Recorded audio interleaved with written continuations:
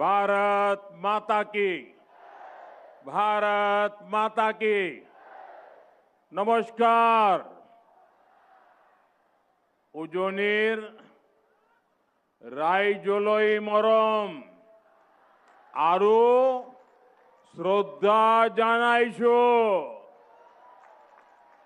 आपुना लोक সকলোলে বহাগ বিহুর उलोक जोनालो।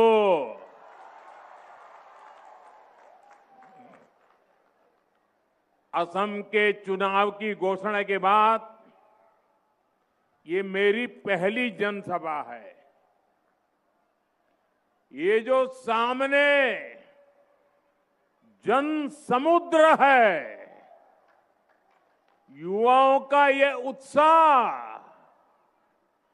बहनों बेटियों का इतना आशीर्वाद, और उधर रोड भी पूरा भरा हुआ है। पता नहीं उनको सुनाई देता होगा कि नहीं देता होगा, शायद वो मुझे देख पाते ही नहीं होंगे। लेकिन देखिए ये प्यार, ये इस बात की खुली घोषणा है कि इस बार हैट्रिक पक्की है। देखिए, आप सबके आशीर्वाद से मुझे प्रधानमंत्री के रूप में हैट्रिक बनाने का अवसर मिला।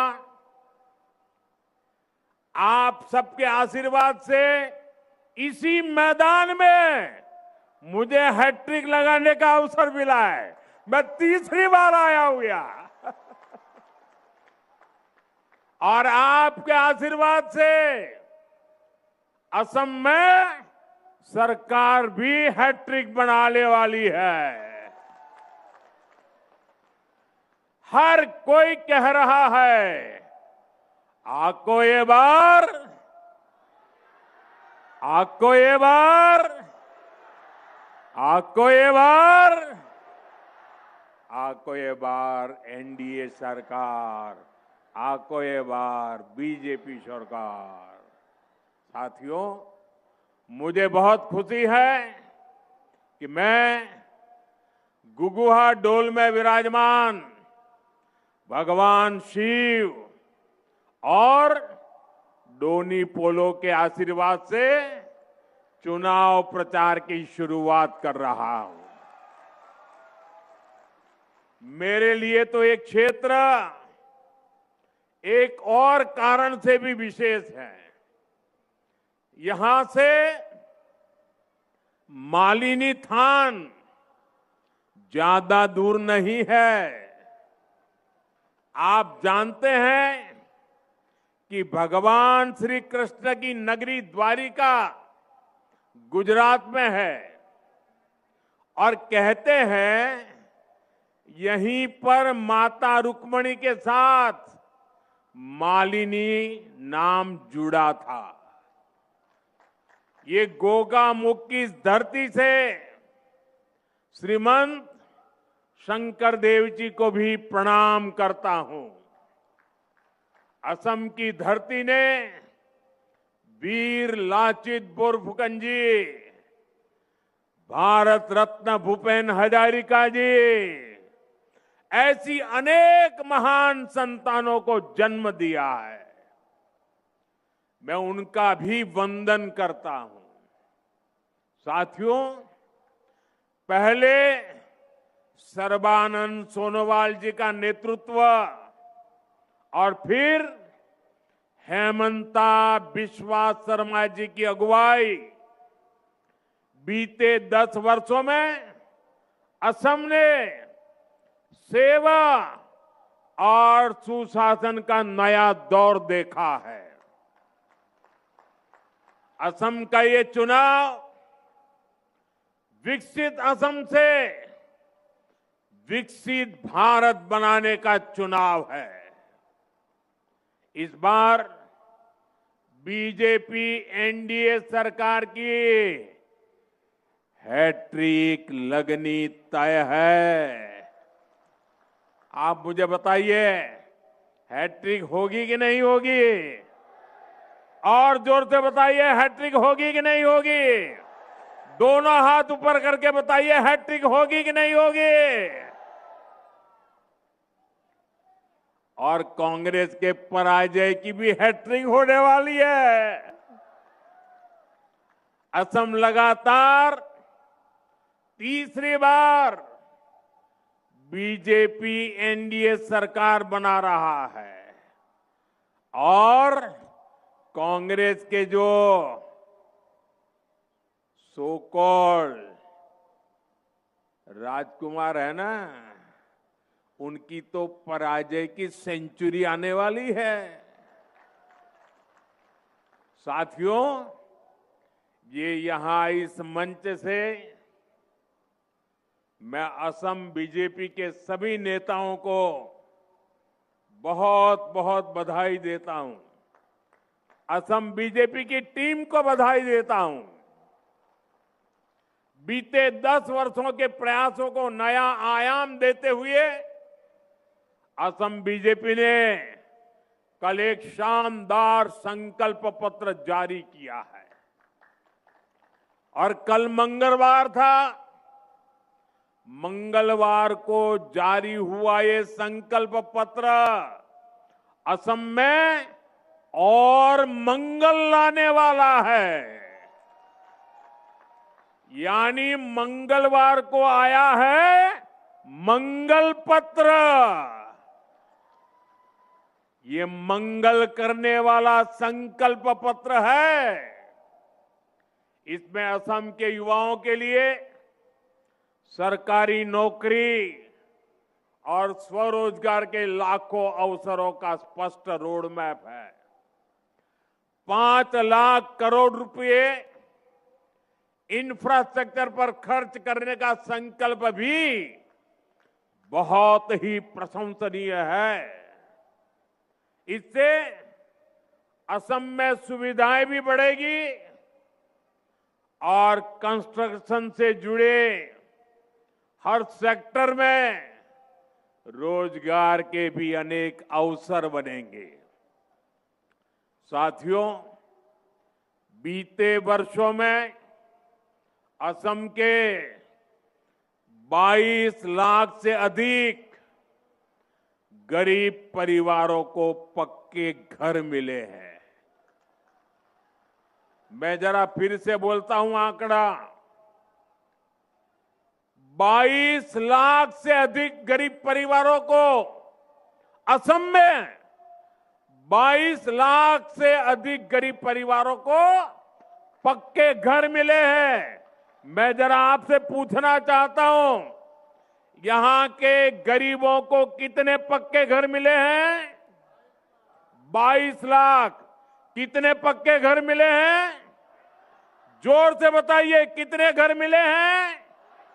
गरीबों को कितने पक्के घर मिले हैं? ये घर घर पहुंचाइए। 22 लाख गरीब परिवारों को पक्के घर मिलना मतलब उनको एक नई दुनिया का जन्म हो जाता है। बीजेपी का संकल्प पत्र कहता है कि जिनको अभी तक पीएम आवास के घर नहीं मिले हैं, उनको भी पक्के घर मिलेंगे। आने वाले समय में 15 लाख और गरीब परिवारों को पक्के घर की गारंटी पक्की है। गरीब परिवारों के बच्चों को केजी से पीजी तक मुफ्त शिक्षा की घोषणा भी प्रशंसनीय है। साथियों, असम की बहनों बेटियों के लिए तो डबल इंजन सरकार का डबल बेनिफिट और भी आकर्षक होता जा रहा है। मैं जो आंकड़े बोल रहा हूं याद रखोगे? घर घर बताओगे? हर बूथ में बताओगे? मैं बताता हूं, लखपति दीदी अभियान से असम की बहनों को बहुत लाभ हुआ है। अभी तक असम की करीब 3 लाख बहनें लखपति बाइदो बन चुकी है। जरा मुझे बताइए कितनी लखपति बाइदो बनी है? 3 लाख। कितनी लखपति बाइदो बनी है? जरा जोर से बताइए कितनी लखपति बाइदो बनी है?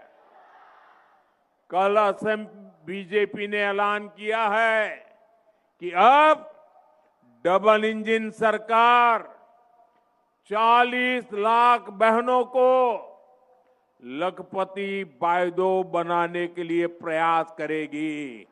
कितनी? कितनी? 40 लाख बहनों को। आप सोचिए, 40 लाख बहनों को मतलब 40 लाख घरों में कोई न कोई लखपति दीदी बनने वाली है। साथ ही असम बीजेपी ने अरुणोदय योजना में और अधिक बहनों को जोड़ने में और हर महीने मिलने वाली मदद को बढ़ाने की भी गारंटी दी है। हमारी बेटियों के साथ कोई धोखाधड़ी न कर सके, बेटियों का मान सम्मान और जीवन सुरक्षित रहे, इसके लिए भी अनेक बड़ी घोषणाएं की गई हैं। साथियों, असम में यूनिफॉर्म सिविल कोड लागू करना और हमारे आदिवासी समाज 6 शेड्यूल एरिया की संस्कृति और परंपराओं को सुरक्षित रखना, ये असम की पहचान बचाने के लिए बहुत बड़ी घोषणाएं हैं। और आप जानते हैं, बीजेपी जो कहती है वो करके दिखाती है। साथियों, किसानों का सशक्तिकरण डबल इंजन सरकार की बहुत बड़ी प्राथमिकता रही है। असम के 20 लाख किसानों को अभी तक पीएम किसान निधि के तहत 7,500 करोड़ रुपए मिल चुके हैं। अब असम बीजेपी ने घोषणा की है कि यहां के छोटे किसानों को हर वर्ष 11,000 रुपये अतिरिक्त मिलेंगे। इसके अलावा असम बीजेपी ने ट्रैक्टर, पावर टिलर और गायें खरीदने के लिए बहुत बड़ी मदद देने का ऐलान किया है। साथियों, बारिश और बाढ़ से भी सबसे अधिक नुकसान मेरे किसान भाई बहनों को होता है। मुझे बहुत संतोष है कि पीएम फसल बीमा योजना से असम के करीब 11 लाख किसानों को 730 करोड़ रुपए से अधिक का क्लेम मिल चुका है। लेकिन बीजेपी एनडीए सरकार का निरंतर प्रयास है कि बाढ़ की समस्या का भी स्थायी समाधान निकले। बीजेपी सरकार सैकड़ों करोड़ रुपए यहां आधुनिक तटबंध बनाने पर खर्च कर रही है। ब्रह्मपुत्र की सुबनसिरी नदी की गहराई को बढ़ाने के लिए प्रयास किए जा रहे हैं। Subansiri lower hydro electric project भी फ्लड को कंट्रोल करने में काफी मदद करेगी। अब असम बीजेपी ने राज्य को बाढ़ की परेशानी से मुक्त करने के लिए 18,000 करोड़ रुपए के विशेष मिशन का संकल्प किया है। 18,000 करोड़ रुपए किसानों के लिए। कितने? आपको याद रखना पड़ेगा कितने। जरा जोर से बताइए कितने। 18,000 करोड़ रुपए। कितने? किसानों के लिए कितने?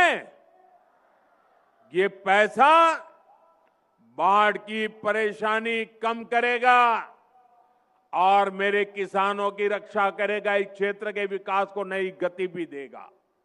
साथियों, बीते एक दशक में असम ने विकास का एक लंबा सफर तय किया है। ये जो 20-25 साल के नौजवान हैं, इन्होंने बीजेपी एनडीए का सुशासन ही देखा है। इन्होंने कांग्रेस का राज का वो काला दौर नहीं देखा, जब असम से सिर्फ बम, बंदूक, दंगों और कर्फ्यू की ही खबरें आती थी। डबल इंजन सरकार ने बीते एक दशक में असम को स्थायी शांति की नई राह दिखाई है। असम के हजारों संतानें बीते एक दशक में बंदूक छोड़कर एक नए भविष्य से जुड़ी है। आज असम से सिर्फ विकास और विश्वास की ही खबरें आती है। आज असम से खबरें आती है नुमालीगढ़ रिफाइनरी की क्षमता 3 गुना करने की। आज असम से खबरें आती है नुमालीगढ़ में पहली बांस आधारित बायो रिफाइनरी शुरू होने की। आज असम से खबरें आती है नामरूप के खाद कारखाने की विस्तार की। साथियों, एक समय था जब दुनिया में असम की चर्चा चाय के लिए होती थी। असम यानी चाय, दुनिया भर में असम की चाय की सुवास थी। अब असम को दुनिया चाय के साथ साथ चीप से भी पहचानेगी। वो दिन दूर नहीं जब असम के सेमीकंडक्टर प्लांट से चीप का उत्पादन शुरू हो जाएगा। ये असम को आधुनिक टेक्नोलॉजी के एक बहुत बड़े हब के रूप में विकसित करेगा। आने वाले समय में फोन हो, गाड़ियां हो, टीवी, फ्रिज हो, ऐसे सामान असम की चिप से ही चलने वाले हैं। और इसलिए भाइयों बहनों, अब तो असम की क्या पहचान होगी? चाय भी और चीप भी। यही विकसित असम का हमारा रोड मैप है। मैं आपको भरोसा देता हूं, आप यहां फिर से बीजेपी सरकार बनाइए, असम का और तेजी से विकास होगा। और ये आपको मोदी की गारंटी है। आपना लोके याद आको ए बार बीजेपी सरकार बनाओ अहोमोर आरो बहुत बेसी उन्नति होबो। एया आपना लोको मोदी गारंटी। साथियों, असम को प्रकृति ने बहुत कुछ दिया है। असम के पास संसाधनों की कभी कमी नहीं रही है, लेकिन कांग्रेस ने सत्ता के लिए असम के समाज को भी बांटा और ब्रह्मपुत्र के 2 किनारों को भी कभी जुड़ने नहीं दिया। कांग्रेस ने 60-65 साल में ब्रह्मपुत्र पर सिर्फ 3 ही पुल बनाए। 60-65 साल में कितने पुल? कितने पुल? कितने पुल? पुलों के अभाव में कितने ही लोगों को हमें खोना पड़ा, कितनी ही पीढ़ियों को मुश्किल से गुजरना पड़ा। डबल इंजन सरकार ने इस पीड़ा को, इस परेशानी को समझा और 10-11 वर्षों में ही ब्रह्मपुत्र पर 5 बड़े ब्रिज पूरे किए। कितने कितने 5 बड़े ब्रिज। 65 साल में 3, 11 साल में 5। बड़ा काम हुआ कि नहीं हुआ? और सभी 5 बड़े पुलों पर काम तेजी से चल रहा है। आज बोगीबिल ब्रिज और भूपेन हजारिका सेतु ने उत्तरी असम सहित पूरे नॉर्थ ईस्ट के जीवन को बदल दिया है। कांग्रेस रहती तो ये ब्रिज आज भी पूरे नहीं हो पाते। इसलिए तो आज हर कोई यही कह रहा है, असम को आधुनिक इंफ्रास्ट्रक्चर अगर कोई पार्टी दे सकती है तो वो बीजेपी है, एनडीए है।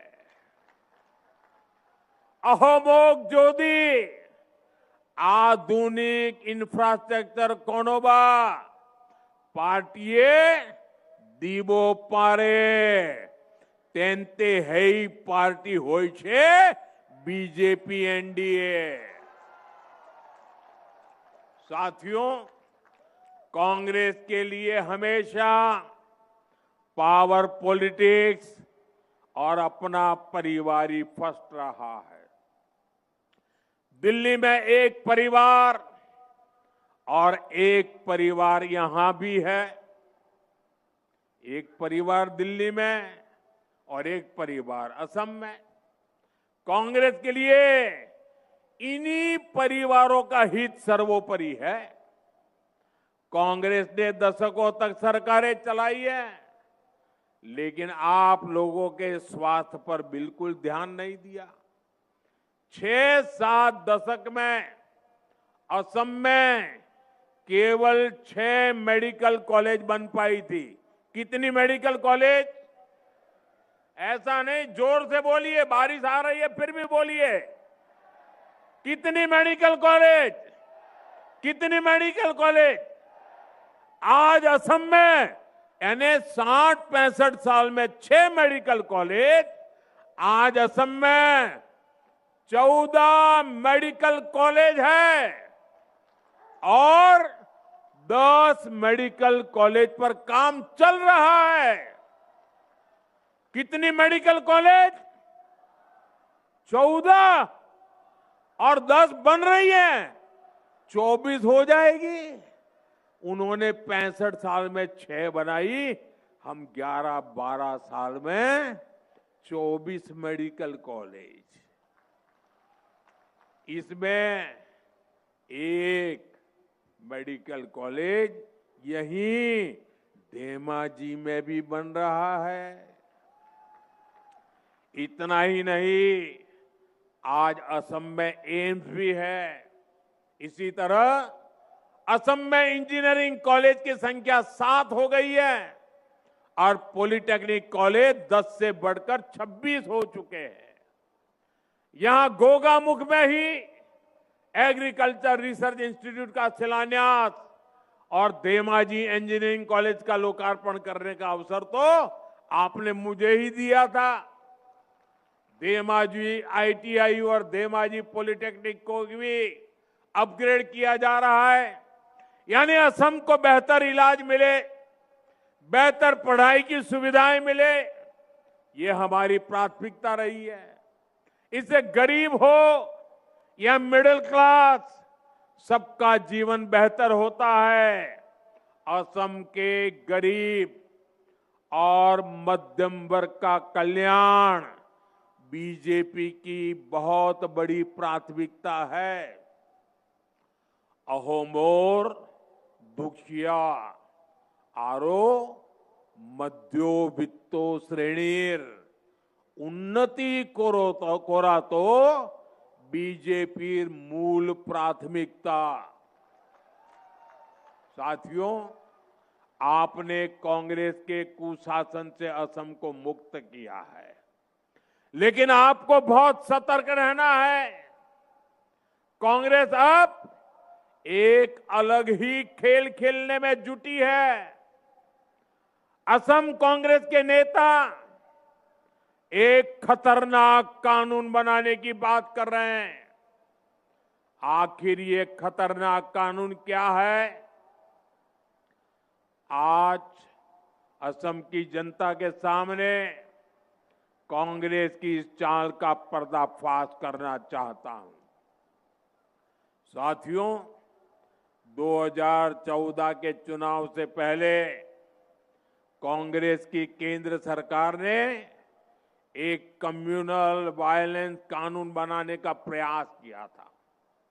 इसका मकसद था अपने पक्के वोट बैंक का तुष्टीकरण। इस बिल में बहुसंख्यकों को दंगे के लिए जिम्मेदार माना गया था। बहुसंख्यक लोग गुनहगार माने गए थे और धार्मिक अल्पसंख्यकों को हमेशा के लिए पीड़ित माना गया था। ये बिल अपने आप में सांप्रदायिक था।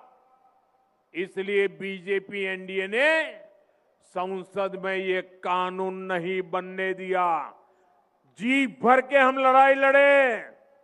ये कानून अगर बन जाता और कांग्रेस की सरकार अगर बनी रहती तो देश के बहुसंख्यक समाज का कितना शोषण होता, इसकी आप कल्पना कर सकते हैं।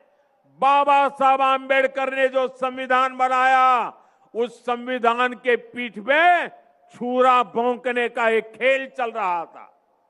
साथियों, अब 12 साल बाद कांग्रेस यहां असम में भी उसी तरह का कानून बनाने की घोषणा कर रही है।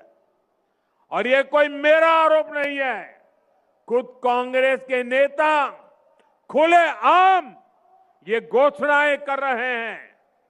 ये एकदम साफ है कि कांग्रेस अब सत्ता पाने के लिए कुछ भी कर सकती है। अब तो मुस्लिम लीगी माओवादी कांग्रेस बन चुकी है। आजादी से पहले मुस्लिम लीग ने देश को बांटने का खेल खेला। वही काम आज कांग्रेस कर रही है। साथियों, आज कांग्रेस घुसपैठ और घुसपैठियों को भी खुला समर्थन दे रही है।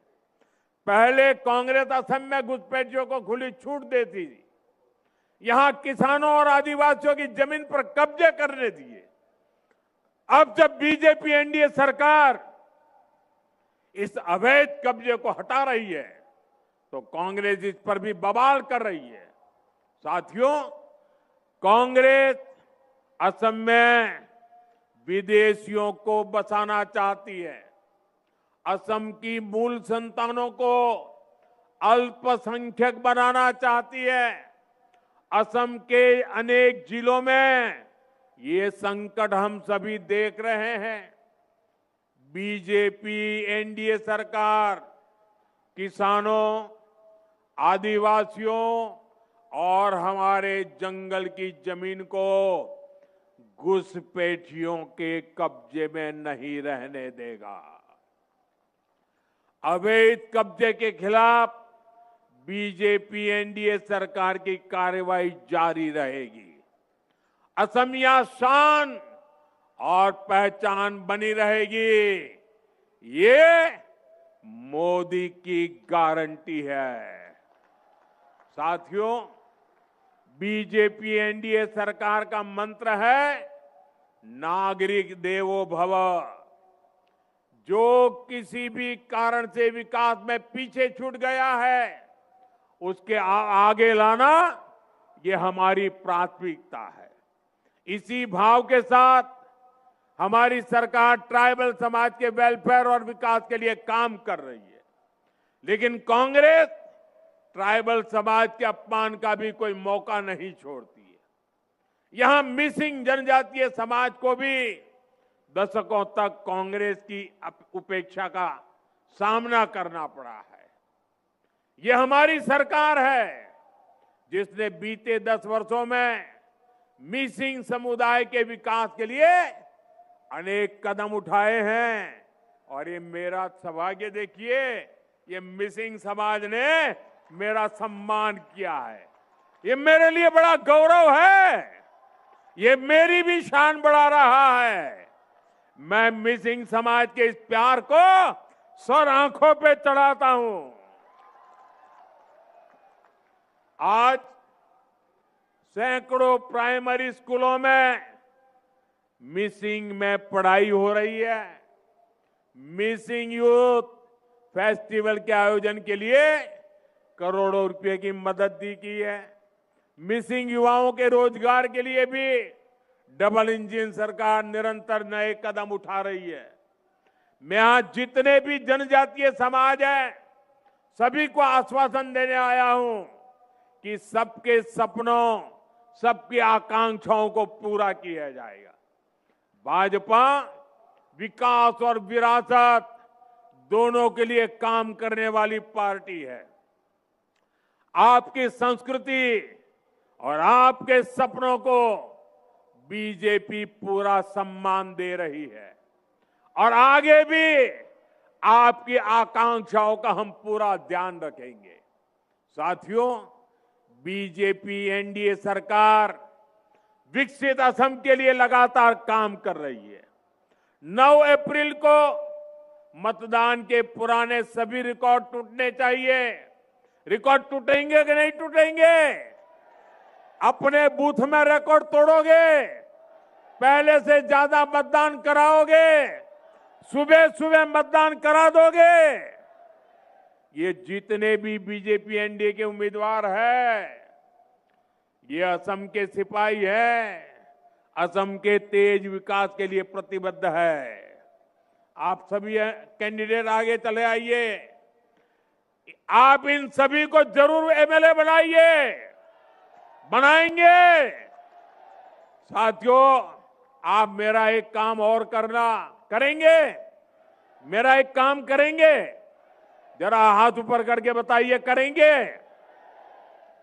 आप यहां से अपने घर जाएंगे। मतदान होने तक घर घर जाना है और परिवार में जिससे भी मिलना हो जाए उनको कहना कि मोदी जी आए थे और मोदी ने आप सभी को बोहाग बिहू की शुभकामनाएं भेजी है। बता दोगे? बोहाग बिहू की शुभकामना पहुंचाओगे? देखिए, आज मेरा सौभाग्य है, आज चुनाव प्रचार के लिए, चुनाव घोषित होने के लिए मैं पहली बार असम आया और आते ही मैंने क्या किया? आज सबसे पहले सुबह मैं टी गार्डन में गया। टी गार्डन में जाकर के टी गार्डन में काम करने वाली बहनों के आशीर्वाद लिए, उनको प्रणाम किया, उनकी शुभकामनाएं लेकर के मैं निकला हूं और मैंने उनसे जिंदगी जिस चाय से मेरी जुड़ी हुई है, उस चाय की पत्ती को कैसे तोड़ते हैं उसको भी सीखा। साथियों, आपका ये प्यार मैं देख रहा हूं, जरा दिल्ली वालों को समझ नहीं आएगा। ये बारिश के बावजूद भी इतनी संख्या में लोगों का खड़े रहना, लगातार बारिश के बावजूद भी इतने लोगों का आना, ये हैट्रिक की गारंटी है, हैट्रिक की। और नामदार के पराजय की सेंचुरी की भी गारंटी है। बोलिए मेरे साथ, भारत माता की, भारत माता की, भारत माता की। बहुत बहुत धन्यवाद।